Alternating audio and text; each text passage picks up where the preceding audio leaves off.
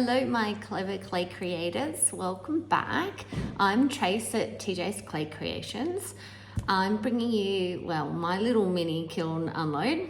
For those of you that watch Nat at Mud Magic, you would have seen these come out of her kiln, but I thought that I would, I don't know, show them, bring them through on my channel as well.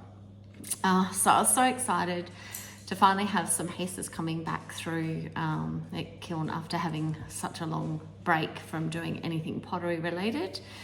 No, it's not the teapot. For those who've watched my first video that I put up in regards to the slipcast teapot, I still haven't glazed it. I know what I pretty much know what I want to do on it. I've just got to get motivated. Well, actually not so much motivated, try and find the time. Things are a bit busy at the moment. But anyway, I will get to that, I promise, and hopefully pretty soon. But I thought I'd just, show you the pieces on my channel that did come out of the last kiln. So as you would have seen when I had done my video showing my little studio space, which obviously I'm not sitting in. I'm upstairs in my dining room at the moment.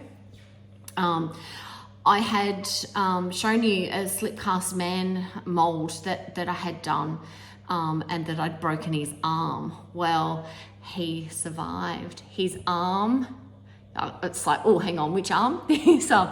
I used Bisfix, so I put the Bisfix on to stick it back together, and then rebisqued him. Well, actually I underglazed him and then rebisqued him because I wanted to do some antiquing over the top. So these colors were quite bright initially when I put them through, as in underglazes, and then I've just gone through with a really light watered down mix of a brown and a black, just to go over the top, just to get the lines like in his pants. And look at his cute little bum. I like his baggy pants. His little bitches.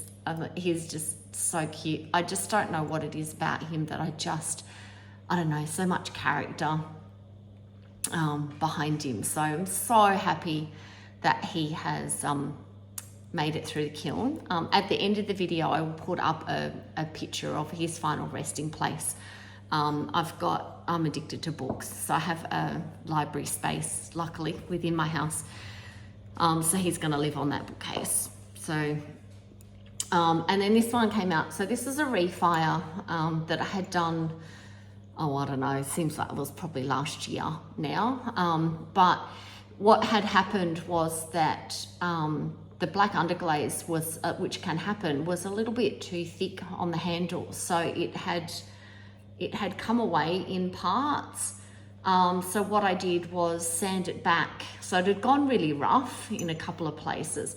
So what I had done is I had gone through and sanded it back, and then put black underglaze back on and then put clear over the top. However, because it was had already been fired, as you know, when you put stuff back on, it takes ages to dry, which I thought I'd left it long enough, but putting the clear, the Sahara zinc free clear over the top, the blacks just come off slightly again on the brush as I've put the clear on. So it's still got a couple of patches and stuff on it, but I actually don't mind it. It is only for home, it's for me. Again, I've got to get used to throwing bigger because it's actually quite little. But you know, it's my nighttime chai. It's a really good size for that. So that was that one. And my beautiful puppy dog bowl that I had done.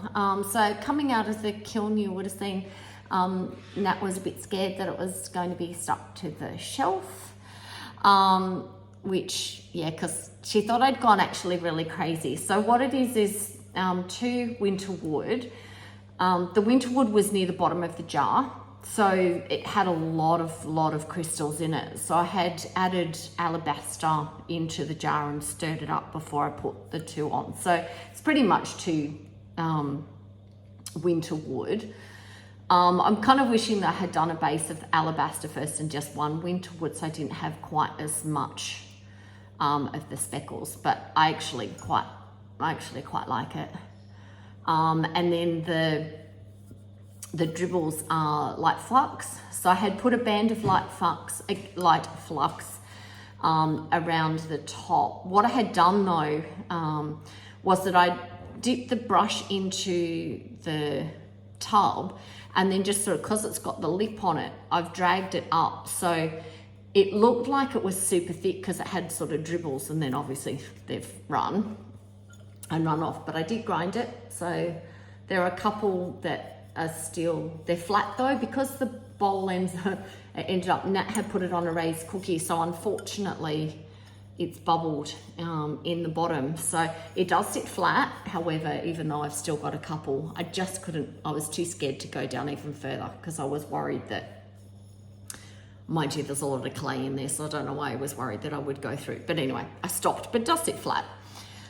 So sorry, getting back to, so light flux, just a thick band around the top, literally just where that section was. So it had a little dribble, thick dribbles. Again, I'll see if I can put a picture up at the end of the pre-glaze, because I did have that. And then the beautiful, adorable Celadon bloom. So I had only done 2 coats on the inside, and then that was like, no, do another one, you know, because it might end up patchy. And I'm so glad I did. That is just so beautiful. I just love the Celadon bloom. I just love that combination. It's just gorgeous. I had already filled it up with water and put it down. As soon as I put on the floor, Cricket, my beautiful cavoodle, which is, she's here lying down on the, I'll see if I can get, she's never too far away from me. She's like my little shadow. She follows me everywhere. Sorry, I realized that I keep looking the wrong part of the camera, so it's really quite distracting.